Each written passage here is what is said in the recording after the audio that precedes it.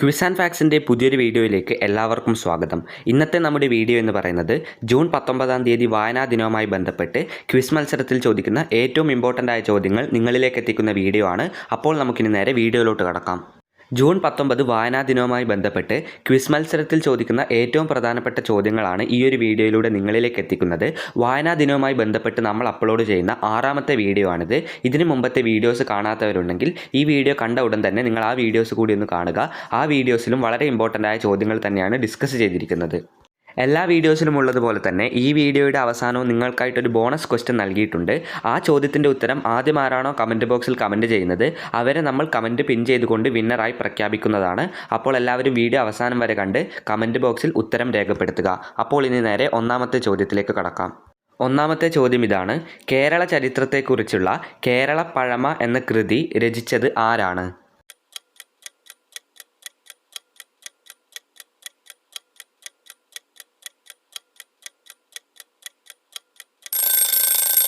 കേരള ചരിത്രത്തെക്കുറിച്ചുള്ള കേരള പഴമ എന്ന കൃതി രചിച്ചിരിക്കുന്നത് ഹെർമൻ ഗുണ്ടർട്ടാണ്.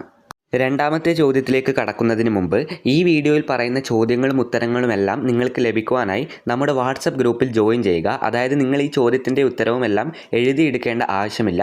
നിങ്ങൾക്കത് PDF ആയി വാട്സപ്പ് ഗ്രൂപ്പിൽ ലഭിക്കുന്നതാണ്. അതിനായി നമ്മുടെ വാട്സപ്പ് ഗ്രൂപ്പിലൊന്ന് ജോയിൻ ചെയ്യുക. അതിൻ്റെ ലിങ്ക് താഴെ ഡിസ്ക്രിപ്ഷൻ ബോക്സിൽ നൽകിയിട്ടുണ്ട്. ജോയിൻ ചെയ്യുകയാണെങ്കിൽ ഈ ചോദ്യങ്ങളും ഉത്തരങ്ങളുമെല്ലാം നിങ്ങൾക്ക് PDF രൂപത്തിൽ ആ ഗ്രൂപ്പിൽ ലഭിക്കുന്നതാണ്. എല്ലാവരും ജോയിൻ ചെയ്യുക. രണ്ടാമത്തെ ചോദ്യം: ക്വാറന്റീൻ എന്ന വാക്ക് ഏത് ഭാഷയിൽ നിന്നുള്ളതാണ്? ക്വാറന്റീൻ എന്ന വാക്ക് നിങ്ങളെല്ലാവരും കേട്ടിട്ടുണ്ടാവും. ആ വാക്ക് ഏത് ഭാഷയിൽ നിന്നാണ് എടുത്തിരിക്കുന്നത്?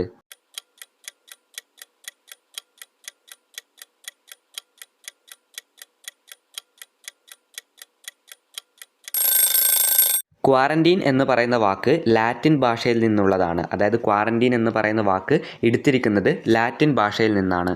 മൂന്നാമത്തെ ചോദ്യം: മയ്യഴി പുഴയുടെ തീരങ്ങളിൽ എന്ന നോവൽ രചിച്ചത് ആരാണ്?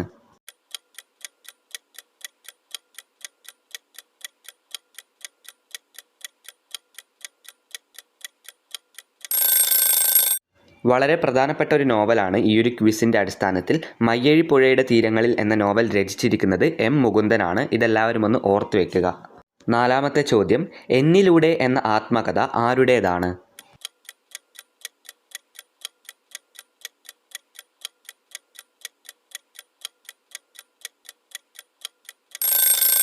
കുഞ്ഞുണ്ണി മാഷിൻ്റെ ആത്മകഥയാണ് എന്നിലൂടെ. എല്ലാവരും ഇത് ഓർത്തു വയ്ക്കുക. ഇമ്പോർട്ടൻ്റ് ആയ ചോദ്യങ്ങളാണ്. അടുത്ത ചോദ്യം: കേരള ഭാഷാ ഇൻസ്റ്റിറ്റ്യൂട്ടിൻ്റെ സ്ഥാപക ഡയറക്ടർ ആരാണ്? കേരള ഭാഷാ ഇൻസ്റ്റിറ്റ്യൂട്ടിൻ്റെ സ്ഥാപക ഡയറക്ടർ ആരാണ്?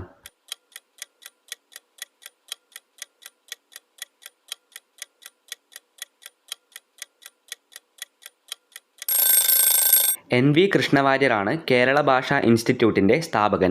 അടുത്ത ചോദ്യം കുറച്ച് ഇമ്പോർട്ടൻ്റ് ആണ്. കേരള സ്കോട്ട് എന്നറിയപ്പെടുന്നത് ആരാണ്? കേരള സ്കോട്ട് എന്നറിയപ്പെടുന്നത് ആര്?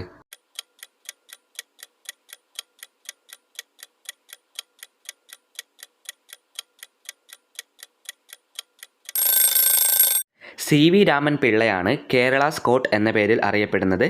കേരള സ്കോട്ട് എന്ന പേരിൽ അറിയപ്പെടുന്നത് CV രാമൻ പിള്ള. അടുത്ത ചോദ്യം: സുസന്നയുടെ ഗ്രന്ഥപുര ഇങ്ങനെയൊരു നോവൽ രചിച്ചത് ആരാണ്? സുസന്നയുടെ ഗ്രന്ഥപുര എന്ന നോവൽ രചിച്ചത് ആര്?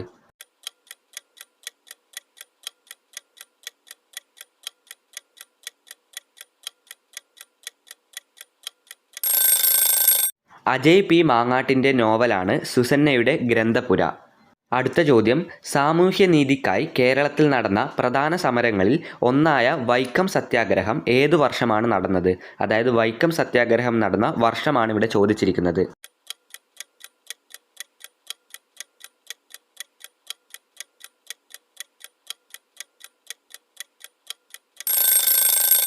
ആയിരത്തി 1924 വൈക്കം സത്യാഗ്രഹം നടന്നിരിക്കുന്നത്. 1924.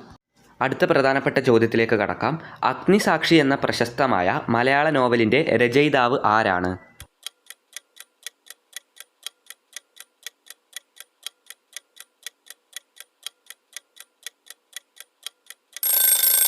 ലളിതാംബിക അന്തർജനത്തിൻ്റെ വളരെ പ്രശസ്തമായ നോവലാണ് അഗ്നിസാക്ഷി. ഈയൊരു ചോദ്യം എല്ലാവരും ഓർത്ത് വയ്ക്കുക. നമ്മുടെ PDF വരുമ്പോൾ വായിച്ചു നോക്കേണ്ട ഒരു ചോദ്യമാണ്. ഇനി അടുത്ത ചോദ്യത്തിലേക്ക് കടക്കാം. അടുത്ത ചോദ്യം, ചിത്രശില്പങ്ങൾക്കായി കേരള ഗവൺമെൻറ് നൽകുന്ന പുരസ്കാരത്തിൻ്റെ പേരെന്താണ്? അതായത് ചിത്രശില്പങ്ങൾക്കായി കേരള ഗവൺമെൻറ് നൽകുന്ന ഒരു പുരസ്കാരമുണ്ട്, അതിൻ്റെ പേരെന്താണ്?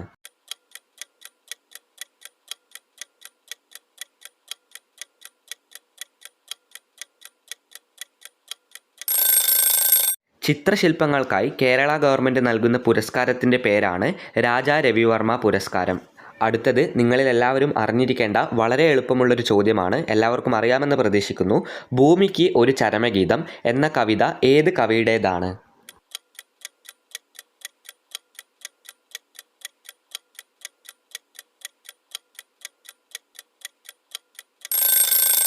ഉത്തരം പറയുന്നതിന് മുമ്പ് തന്നെ നിങ്ങൾക്കെല്ലാവർക്കും കിട്ടിയിട്ടുണ്ടാവും.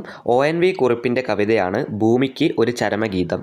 അടുത്ത ചോദ്യം, സാർവദേശീയ വനിതാ ദിനം എന്നാണ്? സാർവദേശീയ വനിതാ ദിനം എന്നാണ്?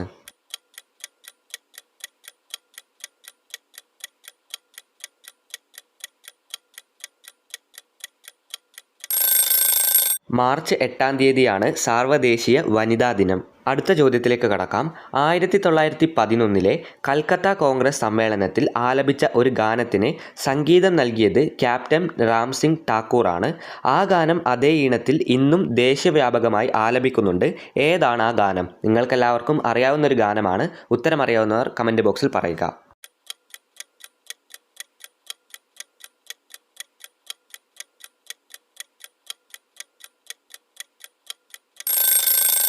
ഇപ്പോഴും ദേശീയവ്യാപകമായി ആലപിക്കുന്ന ആ ഗാനത്തിൻ്റെ പേരാണ് ജനഗണമന. നിങ്ങൾക്കെല്ലാവർക്കും അറിയാവുന്നതുപോലെ തന്നെ നമ്മുടെ ഇന്ത്യയുടെ ദേശീയ ഗാനമാണത്. അടുത്ത ചോദ്യം ഇങ്ങനെയാണ്, നിങ്ങൾ ഓർക്കുക നിങ്ങളെങ്ങനെ നിങ്ങളായെന്ന്. ഈ പ്രശസ്തമായ വരികൾ ഏത് കവിയുടേതാണ്?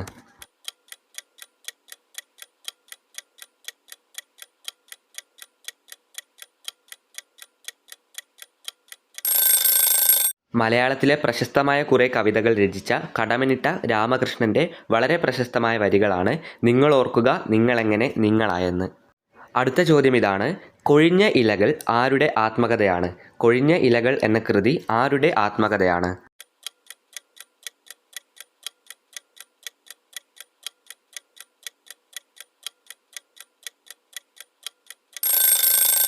ജോസഫ് മുണ്ടശ്ശേരിയുടെ ആത്മകഥയാണ് കൊഴിഞ്ഞ ഇലകൾ. അടുത്ത ചോദ്യം ഇതാണ്, ജീവിതത്തിൻ്റെ അർത്ഥം തേടുന്ന മനുഷ്യരുടെ കഥയാണ് ഉമ്മാച്ചു. ഈ ഉമ്മാച്ചു എന്ന പ്രശസ്തമായ നോവലിൻ്റെ രചയിതാവ് ആരാണ്?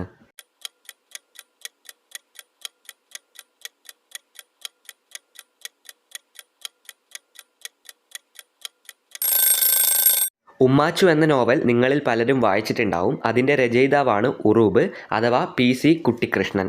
ഇനി നമുക്ക് ഈ വീഡിയോയിലെ ബോണസ് ചോദ്യത്തിലേക്ക് കടക്കാം.